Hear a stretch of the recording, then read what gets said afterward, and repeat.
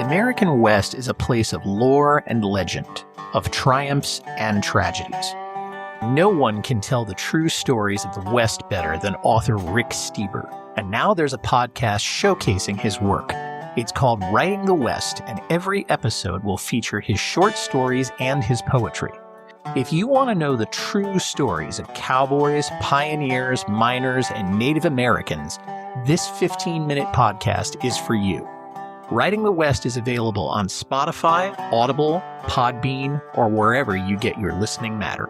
That's Writing the West, the work of Rick Steber.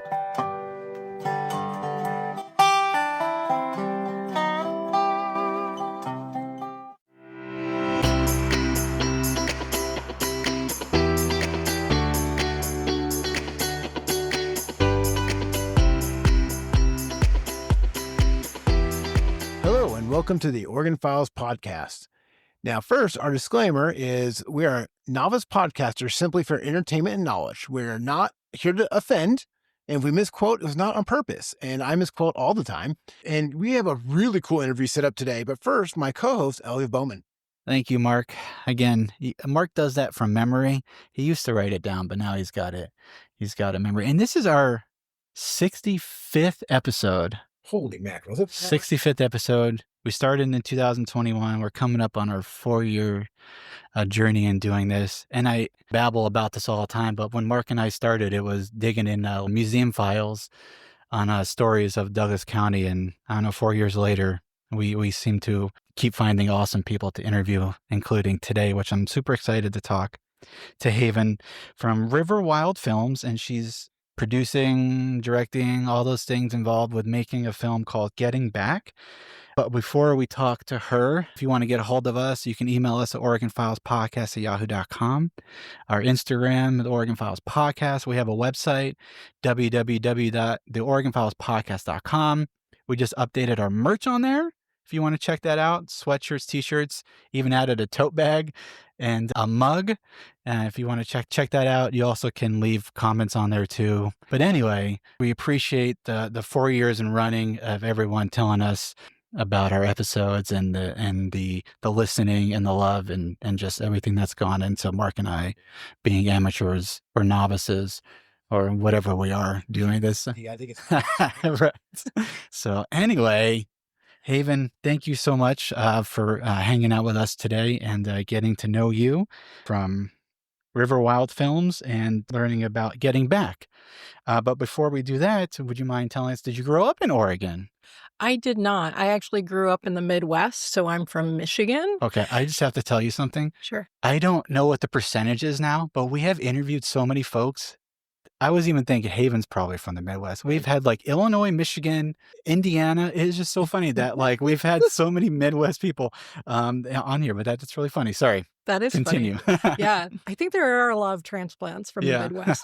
I always say growing up in the Midwest, it's a great place to be from. Yeah. Not necessarily that you want to continue living there.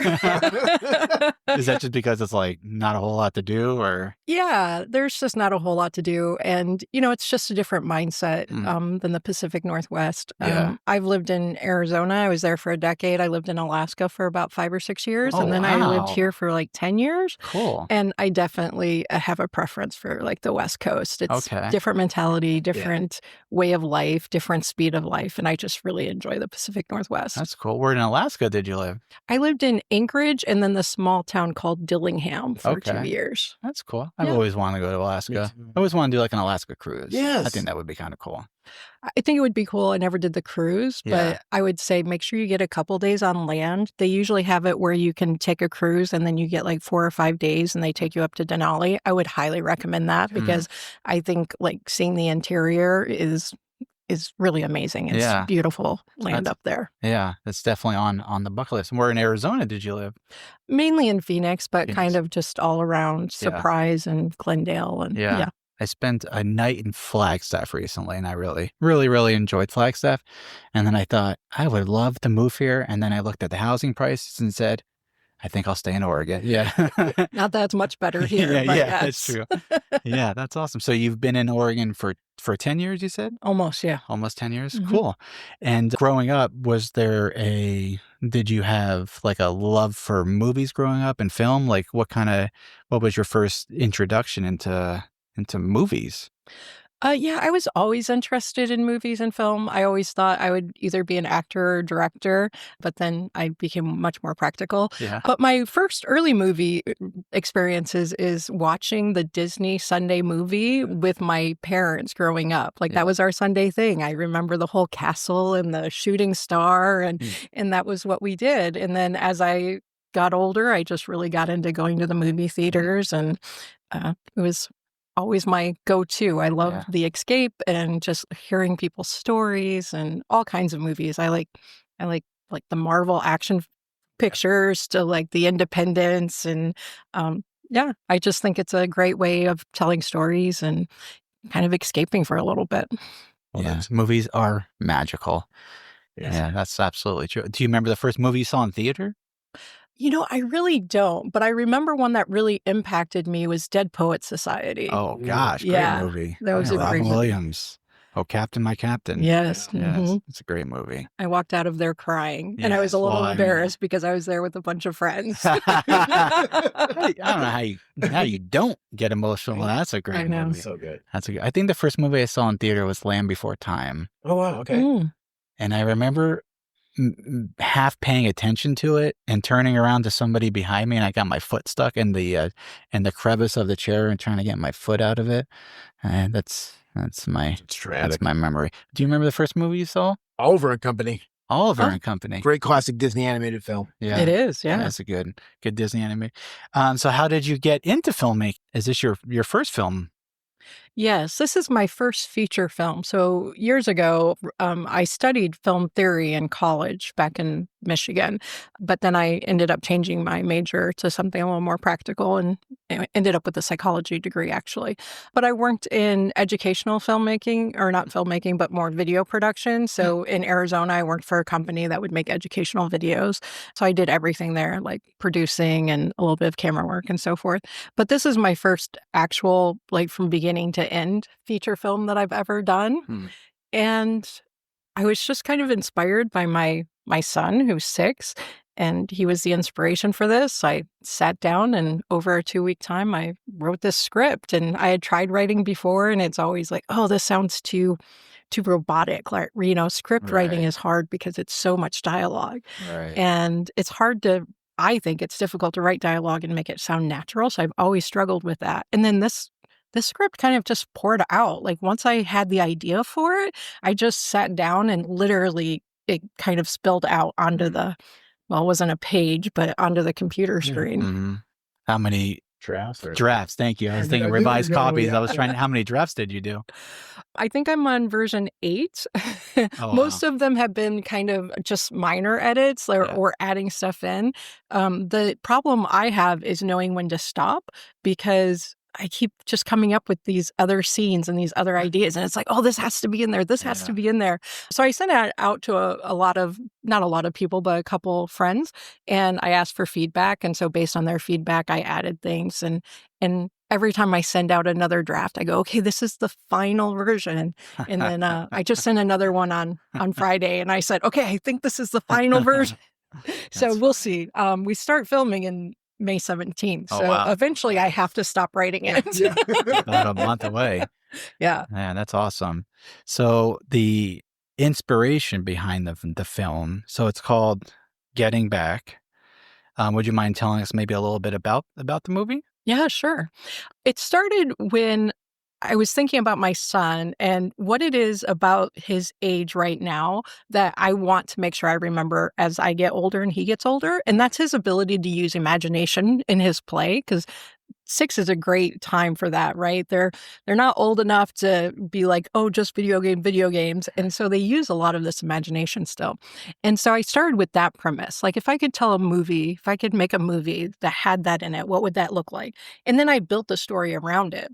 So Getting Back is about a little boy whose family's gone through a tragic event and they've lost their older son. and they go camping. So it's Elliot with his parents and their family dog. And he wanders off into the woods and gets lost. And so there's this kind of parallel track of a movie of Elliot who uses his imagination and his dog to help him kind of go through this traumatic event and trying to get back to his parents. And then the mom and dad, we follow them while they're looking for Elliot. And they're having a lot of issues because when you go through something as traumatic as losing a child, it can really damage your relationship. So their track is kind of going through this therapy session and really discussing some issues they're having in their relationship. And so it's not only about Elliot getting back to his parents, but it's also about the parents getting back to themselves and getting back together and then coming back stronger as a family. So it really just follows kind of this parallel path. And then Elliot finds his way to this cabin where there's an elderly couple, and then that starts another path, and we learn more and more about that couple and their history and their connections, and then it all kind of nicely interlaces together at the end, which I won't tell all the secrets. Right. I got chills. That's like that. That sounds amazing, actually. I love the layers. Yeah. Thank you. So like one of the things I've always heard about writing screenplays is writing what you know. So is a lot of the other layers about the story besides your son's imagination, does that kind of come from real life experience too? Not really, as far as like, fortunately, I've never lost a child, but like as a parent, you kind of can imagine what that would feel like. And of course, you've never hoped to actually have to live through that. So I just kind of tapped into some of those feelings and those fears and what life would be like if something like that were to happen. And then, I think all movies, well, not all, but most movies are about human connection. And so I think we can all relate to that. And so all I did was take, okay, what's the human condition of this? And then what's the extreme? And then write about the extreme, And so, I just built on things that I know that I can relate to, but not necessarily those exact experiences. Got it. So you got your script. And then from there, I mean, how did you decide, okay, I think I want to make a film out of this? What was your kind of your next sort of steps, your evolution into this is a thing now I want to do? Yeah. And I actually knew I wanted it to be a movie first, Okay. because I think in pictures. So the words are harder for me. And I see the whole movie. The whole movie is already here in my head, right? It's about getting it down on paper, which was the difficult part. And I just started posting on basically Facebook, reaching out to like indie film groups and groups in Portland, groups here in Eugene, and just said, hey, I have this script. I have this idea. I would love to talk to people who are already doing this because it's been so long since I've done anything like this and never here in Oregon. And amazingly, I just got connected with some amazing people. My director of photography is a guy who just reached out to me and said, hey, I have lots of experience working with kids and dogs in films, and you want to have a meal together. And so I drove up to Portland and bought him lunch, and we talked, and now he's my director of photography. Someone from Eugene answered another reply and said, hey, I'd love to sit down and talk to you. And come to find out, he had just filmed a feature, a horror flick, and now he's my assistant director. And it's just, it's great. Cool. Like, that's why I love, that's why I love about Oregon. It's like people are just coming out of the woodwork and they read the script and they're really, like it and passionate about it too. So I've just been super lucky to meet the right people along the way. Sure. Was it hard you have the idea in your head, the vision of what you want the movie to look like? Was it hard to pick the actors and actresses based off kind of what you had in your head? Because I almost imagine it being like you read a book and then the movies are never as good as the book, So was it kind of hard for you to, pick who you wanted to play those characters? I just based it off the auditions. Like I kind of had something in mind, but I wasn't so sold on it that I needed a particular look. My son was obviously going to play in it, so I wrote it for him. And then my cousin's kid, who's a 13-year-old back in Michigan, he's coming out to play the 13-year-old. Okay. So like that part was settled. And then the mom, dad, and the older couple, it was just based on who I felt delivered the lines the way I was looking for, because, anyone can read lines, but there's a particular pace and feeling I wanted behind the lines. Sure. And yeah, I think Kate Kate Gerlach and Logan Cannon are the parents in it, and I'm really excited to have both of them Cool. be in the movie. And then the woman who plays Helen is Gretchen, and I had met her in LA when my son was there doing this kind of a contest for a commercial. And so when I was writing for Helen, I was actually thinking, oh, Gretchen would be perfect for this part. And they were the first ones I went to, was Gretchen and her husband, Ken, because they both act. That was their retirement plan, is they're actors. I'm like, that's cool. That's a retirement I know, right? And so I met with them. They were the first ones I met with, and I asked them if they wanted to play in these two parts. And so they did. So That's awesome. very exciting. So your son you're trying to kind of get him into like early like commercials and try to get him into acting? Yeah, absolutely. Yeah. He's always very precocious. Like, we even wanted to when he was really young. It just never happened. And so, yeah, this past year or so, we had been working on getting him some, I can't think of words today. I have that some problem gigs. all the time. Yeah. Yeah, some jobs and gigs. Yeah. Some jobs in spots. LA. Yeah. And he has an agent down there. Nothing so much has come from it, but Yeah. he just has this Cool. really natural timing. Yeah. And, even before he started reading, my wife and I would practice lines with him, Yeah. and he'd memorize them so quickly. Wow. It was really cool. So what does he think about being in a film that his mom's directing? He's excited about it, and Yeah. he's the mini director. He gives his input. Yeah. Yeah, this is where I'll stand. Yeah, He's exactly. looking behind the camera, Have you ever seen the movie Honey Boy? I have not, Oh, no. that's a good. The child, Shia LaBeouf has a biographical. Yeah, he wrote it while he was actually in rehab, and it's about him having a kid that's a young adult or a young child star, and Shia LaBeouf was like a cowboy rodeo or something like that, and I don't know. It's a great movie. I don't know if that's it might be considered indie. It's a low budget film, but it's a really good movie if you get a chance to see it. But I'm always interested in like the inner psyche and like why people do stuff, like even as generalized as like human beings. Like, why do you think we have the feel and the need to create, even starting out like silent films, like, and now it's evolved to what it is now? Like, why do you think as humans we needed to put something on a screen for other people to watch? I think it's about inspiring and feeling more. Like, to me, movies, they can take you on an emotional roller coaster. So it's about that ability to connect and bring out things in people, and to show that there's commonality, because even though they're all different stories, there's parts of it that we all relate to. So I think part of creating movies or music or art is about finding commonality and inspiring, whether, it's inspiring a particular emotion or a feeling. I just think that comes back to human connection, and that's what we all want. And so we create not only to get in touch with ourselves as far as what we're feeling, because writing is very therapeutic. I don't know if either of you do it, but Yes. yeah, just the ability to write, even if you're just journaling for yourself and getting something out from inside of you to something on paper or on a computer. And I think that's what people are drawn to. And you see things in people that you don't see just by meeting them. Like, if you see their artwork, I feel like it's another dimension of people that you might never have seen if they hadn't shared that artwork with you, whatever it is, art or writing. Right. Form of expression. Mhm. Yeah, it's so true.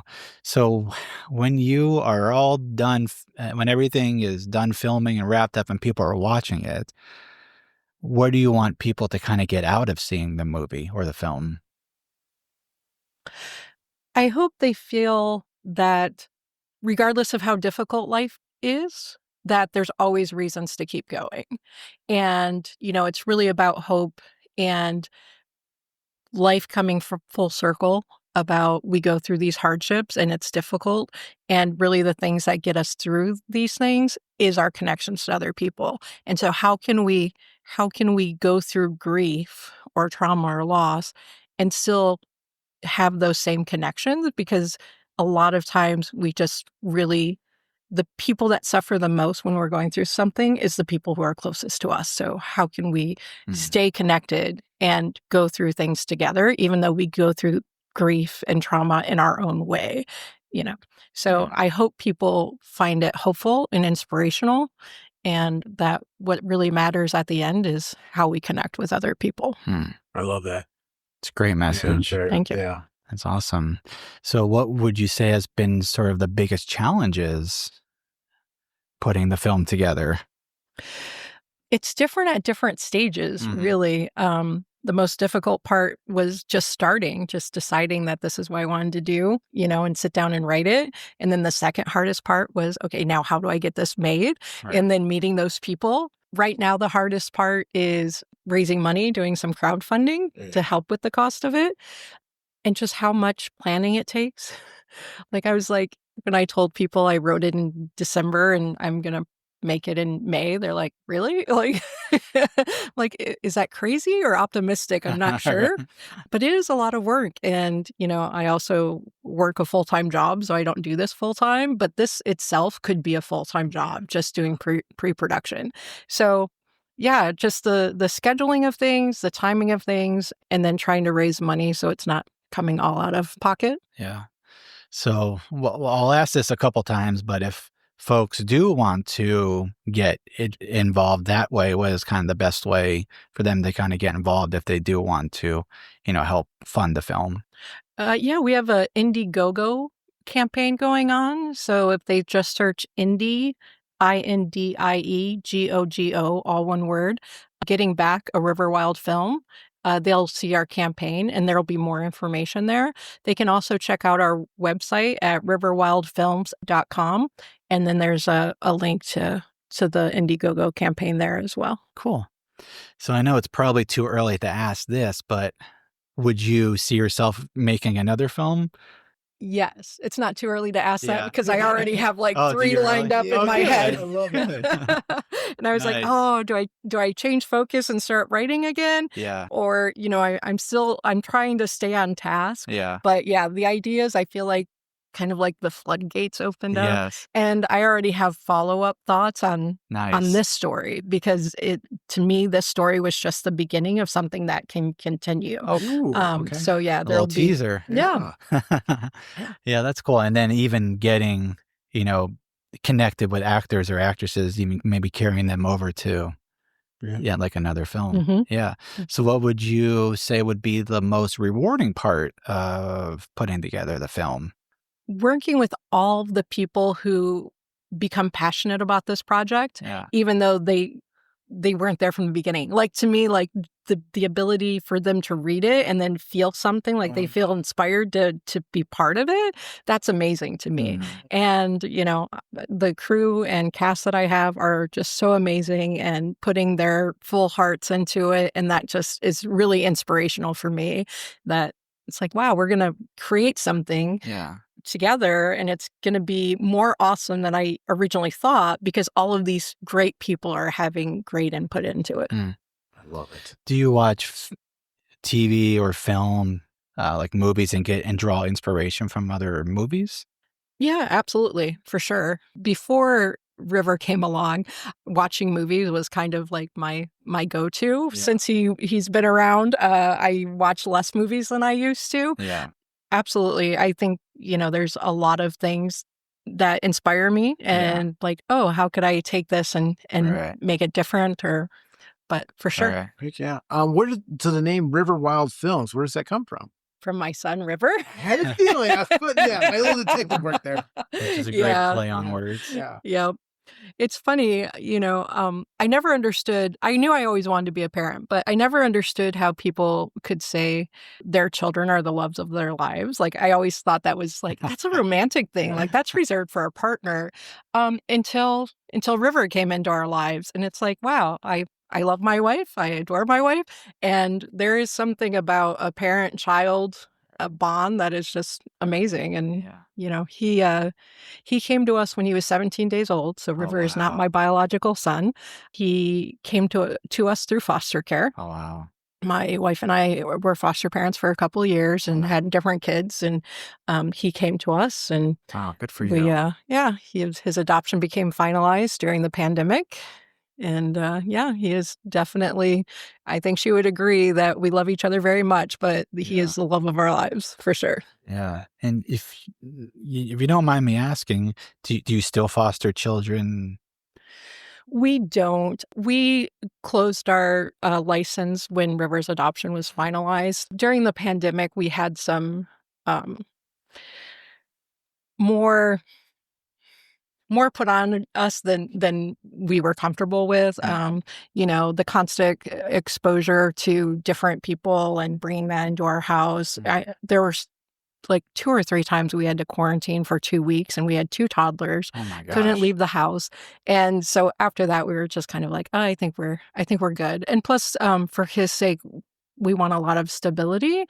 And when you have kids come in and out through your house, I didn't want him to have, like, attachment issues. And Mm. so we figured when he gets older, we might consider fostering older children that would be the similar age to him, but for now, we wanted it just to be with us and, be able to have some protections around his life. I love it. And if I'm getting too personal, you can tell me, but what's, what kind of drove you wanting to be like a foster parent, and what's that journey been like for you?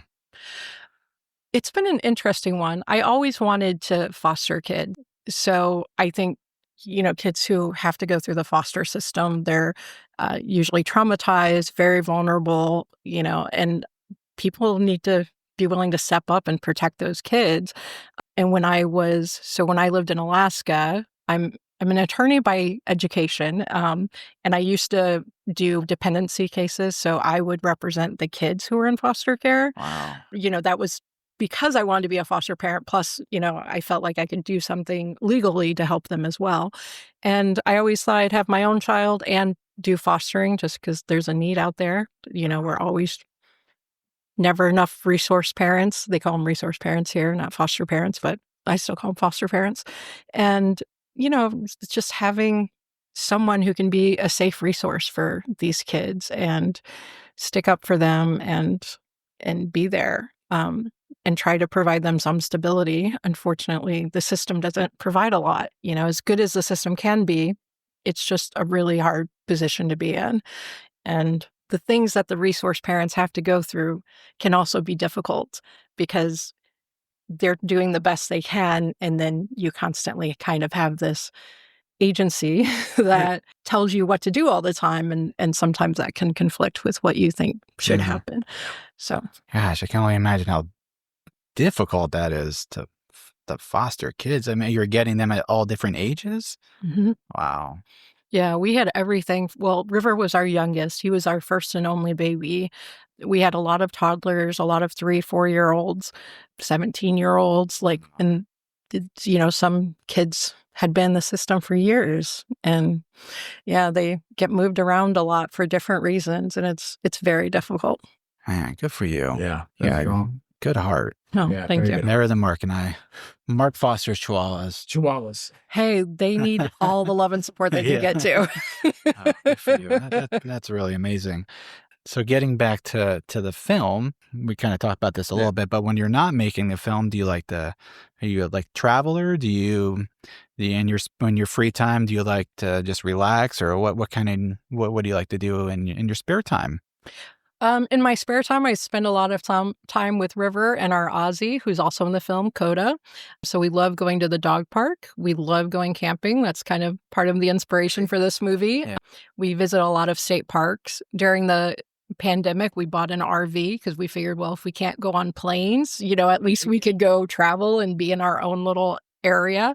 So that was really like a lifesaver for us. And yeah, we love traveling around. Mostly we do the RV because it's easy. We have our own little house on wheels, but we also love traveling to, California, and my family lives in the Midwest, so we travel back there quite a bit too. Nice. Mhm. And do they know you're making a film? They do. Yeah. Yeah. Well, you said you're your nephew or your My cousin. cousin? Yeah, Sorry, I was trying to yeah. remember that he was coming to be part of it. Yeah, Yeah, he's that's a awesome. great little he does theater back home in Michigan and is quite successful at Yeah. it. So I was like, of course he needs to come out and do Right. this. So That's I'm awesome. very excited for him and his mom to be out here for a little bit. Awesome. Very cool.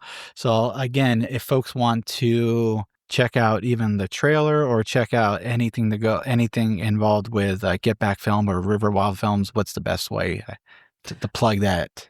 Yeah. Under our Indiegogo campaign, Indiegogo Getting Back a River Wild Film. We're also on Instagram and Facebook under Getting Back Film. And then our website is riverwildfilms.com, and that will provide a link also to the Indiegogo site. And there's also a link to the YouTube video, which is slightly longer. It's like a 7-minute proof of concept that shows like the first 7 scenes. So just as a way of, inspiring people to see what the film's about more than the trailer. So Yeah. Awesome. Yeah. So you've traveled around, you're from the Midwest, Alaska, Arizona, Oregon. Have you had any Bigfoot or paranormal experiences? Well, there was something when I saw that question. I don't know if you would call this paranormal. Lay it on us. Right. Well, one, I always believe there's energies around that we can't explain, right? Absolutely. And one of the things that has always happened, so my grandmother passed away in 2001. So it was shortly after 9/11, completely unrelated, but that's how I always remember the date. And my grandmother visits me once a year in my dreams. And it's unlike any other dream I ever have. Oh, that's Yeah. interesting. Yeah. And at first, when she first passed away, I would always run into her like in this really unexpected way. And I'd be angry because like she lied about being dead. It was just the weirdest dream, right? I would get mad. You're I'd like, wake "I up know like you." mad, Yeah. right? Yeah. Yeah. But the dream has evolved. And no one else, like the people who have passed in my life, have never done this. So I really think this is just my grandmother visiting me. It always ends up being around her birthday. Oh, But it's one of wow. those things I don't think, like, I'm not thinking, oh, it's close to her birthday. Like, I'll have the dream and then someone will post, oh, happy heavenly birthday. I'm like, oh my gosh, like, it's like always That in. gives me goosebumps. Yeah. That is. And the last time I had the dream last summer, it was really cool because in the dream, she met my son. And it was like these moments in his life where she was experiencing them. Yeah. Oh, I can't even tell you. Yeah. Isn't that crazy? And I felt that I woke up and it was the most peaceful dream I have ever had about her. Usually there's like some kind of tension, but it was just like, oh my gosh, like my grandma knows River. Like it was amazing. And so I'm kind of looking forward to seeing how she visits me this year come summer. So isn't that crazy? No, it's not. Not at all. That is a lot. That's So amazing. I got to throw a quick little personal story here. So it was so wild you talked about your grandmother this because 2 days ago, my wife received good news of something we've been waiting like 5 years on. The same day I received good news from my job. Okay. 10 minutes later, I just happened to check Facebook and my cousin reminded me that it was my grandmother's birthday. And I was just like, that, it's just talk about Yeah. the energy and the timing of it. I Mhm. love it. Oh, that's great. I love that. Love it. Yes. Oh, Yeah. chills. I know. I'll share my own story, but my grandfather passed away in, I think, 1998 or 1997. And I remember shortly after he passed away, I had a dream. My house I grew up in, you could see the front door from the kitchen if you're sitting in one of the chairs. But I had a dream. My grandfather was at the door and he was wearing a trench coat and he pulled off the trench coat and giant angel wings came out for the trench coat. Wow. Oh, wow. I'm like, I woke up like, I don't know. I mean, it gives me goosebumps even thinking about that Mhm. today. Like thinking about my grandfather like that. I mean, it's pretty intense. Yeah. But and that is your grandmother. I mean, she's on schedule. I just love that the love fact that she says she's not dead. And she's on, that is like, was she funny in real life? Was she like did she have like a good sense of humor? Or I mean, Yeah, she was. Yeah. She loved over exaggerating things, which was Yeah. always fun. Like, yeah, she was like telling stories about how she was driving to Arizona going 100 miles an hour. And we're like, no, I don't think you were going 100 miles an hour. So she was always, doing things like that. But yeah, family was always super important to her. So the fact that I would have these dreams about her, like faking her death to get away from her family is like insane, right? Because not like her at all. Yeah. And she loved Christmas. That was always like her favorite holiday. So, but yeah, I think I think if you pay attention, we have paranormal experiences probably more often than we think, Right. It's like, someone hearing your name being called or a Right. voice or like feeling that presence. Like, Right. yeah, I can't recall like specific things, but Yeah. the dream visiting is interesting because she's the only one. I've lost my dad, I've lost aunts and uncles, but she's the only one who keeps coming back. Visits your Yeah. conscience. Yeah. That is awesome. get And now we're all gonna have crazy dreams tonight. Right, I love it. Gosh. Now we go from there. If you can invite 3 people to a dinner party, they can be dead or alive, who would you invite to that dinner party? Ruth Bader Ginsburg. Oh, RBG. Yep. RBG. Jodie Foster Oh, I love Jodie Foster. Oh, yeah. and Pink. Okay. Good answers. I'm coming to this one. It's gonna be a awesome. great conversation. Yes. I think they're all badass women in their own right. They, obviously Ruth Bader Ginsburg on gender equality and just everything she did. And I could be wrong on this, so I'm glad you have that little legal disclaimer at the beginning of yours. But if I remember correctly, Ruth Bader Ginsburg was the last Supreme Court appointee who had a unanimous vote to go to the Supreme Court. And ever since then, it's always been more party lines and more contentious. And to me, that says a lot about her character and who she was as a human being, as an attorney. And yeah, for sure, she would be someone I would love to sit down and talk to. And they had a documentary a couple years ago about her. Loved it. It was great. Really good. And just how normal she was in her life and with her family. And like, wow, like, that's your grandmother. Like, what does that feel like? Right. Yeah. And then Jodie Foster, her ability to go from like being a child actress to a successful, one of probably the best actors in our lifetime, I think. Yeah. And then being a director and a producer. And I love her movies that she's directed, like Home for the Holidays, Little Man Tate. So she's great. And then Pink, she's just such a mama bear with her kids and so protective, and then yet has such great inspirational music and just like takes no BS from anyone. And I just love that. She should. Yeah. I love that. I remember watching in theater Contact with Jodie Foster. That's probably one of my favorite Jodie Foster movies. So good. Yeah. Yeah, I love that movie. That was great. So good. And then I feel like Mark's Okay. Mark and We got to ask these 2 questions, and this one especially. And if you don't have just one, that's fine. But what's your favorite movie? It has to be Love Actually. Ooh. Yeah. Okay. John Cusack? No. No. This is the Christmas one. Liam Neeson. Yeah, the guy. Hugh from Grant. Emma Thompson. Is it Keira Knightley? Yes. I don't know if Keira I've Yeah. seen Knightley. this You one. don't know Love Actually? It came out 20 years ago. Oh my gosh. I'm head. going to have to send it to you. I know. Yeah, right? yeah. Like, I Yeah. don't know this one.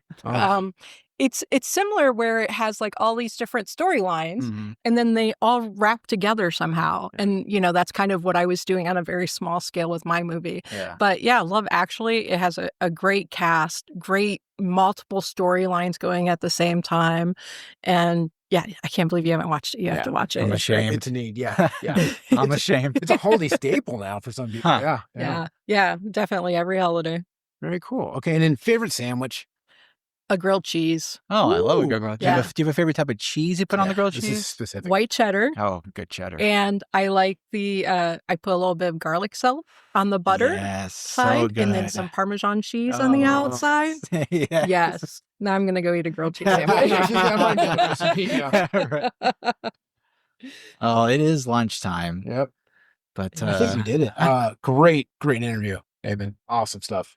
I don't Thank you. even feel like it was an interview. I really, don't really either. just Yeah. love. I mean, that was a great conversation. Yes. Thank you. It was Thank you great for to inviting meeting me. you and talking to you. And honestly, nothing but the best of luck. And I hope lots of people see your film. And again, it's Well, it's on Getting Back Film on Instagram. There's a link on there too, and it's River Wild Films is Haven's, I would say, production company, and the movie is called Getting Back. And we appreciate your time and our conversation today. Yeah.